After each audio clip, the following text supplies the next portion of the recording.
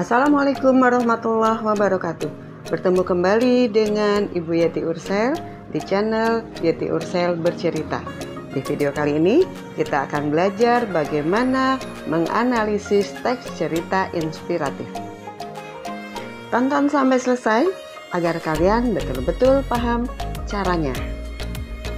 Sekarang mari kita analisis kisah inspiratif balita yang berhasil melawan tumor ganas ini.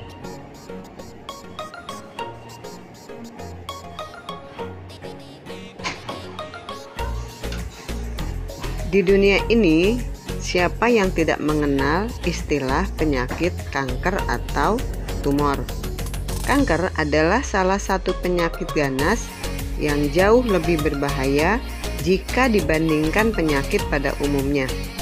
Jika seseorang sudah mengalami kanker, harapan hidupnya sudah sangat tipis. Apalagi jika level kanker yang diderita sudah tinggi dan jenis kankernya adalah kanker langka dan sulit untuk diatasi. Penyakit kanker tidak hanya menyerang fisik seseorang, tetapi bisa menyerang dan mematikan mental secara tiba-tiba.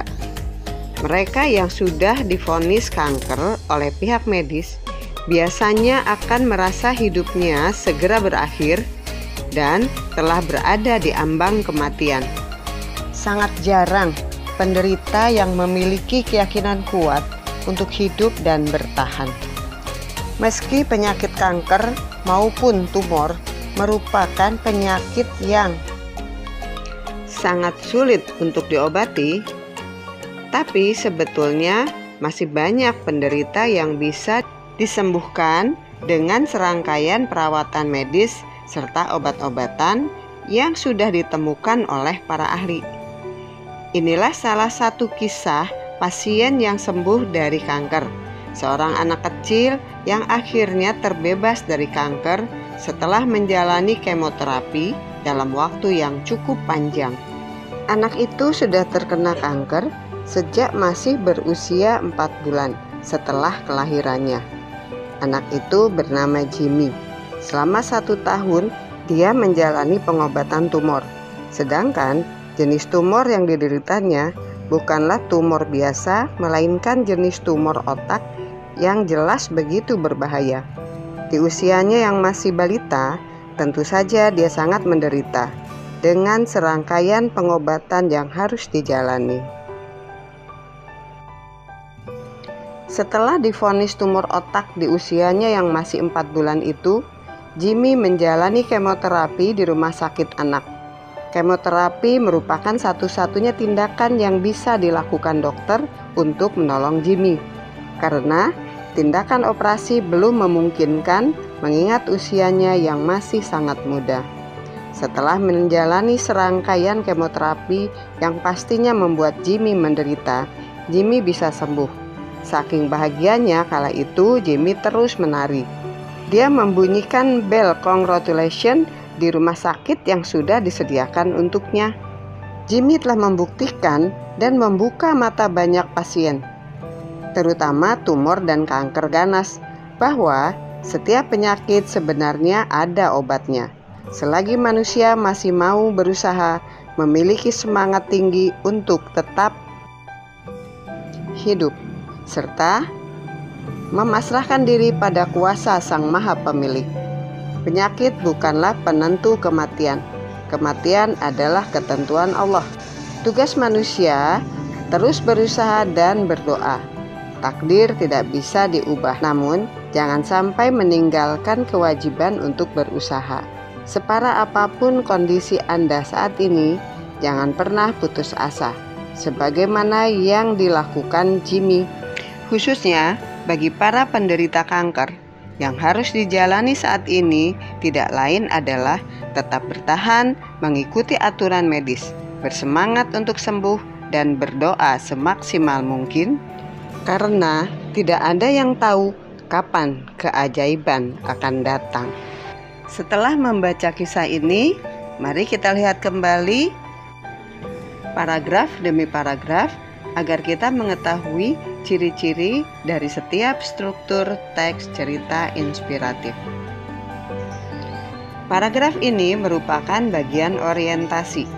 Pada bagian ini, isinya baru pembuka cerita atau bagian untuk mengantarkan pembaca pada keseluruhan cerita. Mulai pada kalimat "Inilah salah satu kisah pasien yang sembuh dari kanker" adalah bagian perumitan peristiwa. Karena mulai dari bagian inilah kisah kehidupan Jimmy, bayi yang menderita penyakit tumor ganas yang langka, berjuang untuk kesembuhannya. Sampai pada Jimmy harus di kemo karena tidak bisa dioperasi disebabkan usianya yang masih terlalu muda. Bagian ini merupakan klimaks atau puncak dari perjuangan Jimmy dalam upaya menuju kesembuhannya. Pada struktur teks cerita inspiratif, bagian ini disebut komplikasi. Setelah perjuangannya yang berat, akhirnya Jimmy pun sembuh dan masalah yang dihadapi pun selesai. Nah, ini bagian resolusi. Dan selanjutnya adalah bagian koda. Bagian ini adalah bagian penutup cerita atau disampaikannya kesimpulan atau pesan moral kepada pembaca. Selanjutnya, mari kita telaah kebahasaan yang terdapat pada teks cerita inspiratif ini. Kita mulai kembali dari halaman pertama. Seperti yang telah kalian pelajari, bahwa kebahasaan yang terdapat pada teks cerita inspiratif, yang pertama adalah kata keterangan, baik keterangan tempat, waktu, ataupun cara. Yang kedua, kata hubung atau konjungsi. Yang ketiga, kalimat majemuk. Perhatikan bagian paragraf pertama ini. Teks dimulai dengan kata keterangan tempat, yaitu di dunia ini, dan beberapa konjungsi, di antaranya yang, atau, kemudian lebih, jika, dan yang lainnya silahkan kalian temukan sendiri. Ciri kebahasaan yang berikutnya adalah kalimat majemuk. Pada kalimat "penyakit bukanlah penentu kematian", ini merupakan kalimat tunggal. Kalimat selanjutnya, "kematian adalah ketentuan Allah", itu juga masih kalimat tunggal. Pada kedua kalimat tersebut hanya terdapat satu subjek dan satu predikat. Selanjutnya perhatikan kalimat "takdir tidak bisa diubah, namun jangan sampai meninggalkan kewajiban untuk berusaha". Ini merupakan kalimat majemuk. Ada kalimat satu, takdir tidak bisa diubah. Kemudian kalimat kedua, jangan meninggalkan kewajiban untuk berusaha. Kedua kalimat itu dihubungkan dengan kata namun. Bagaimana dengan kalimat-kalimat yang lain? Dapatkah kamu menentukan apakah itu kalimat tunggal atau kalimat majemuk? Ingat ciri-cirinya bahwa kalimat majemuk terdiri dari dua atau lebih kalimat-kalimat yang dihubungkan oleh kata penghubung. Mudah kan? Selanjutnya kalian tinggal menentukan jenis kata maupun jenis kalimat majemuk tersebut. Sampai di sini perjumpaan kita.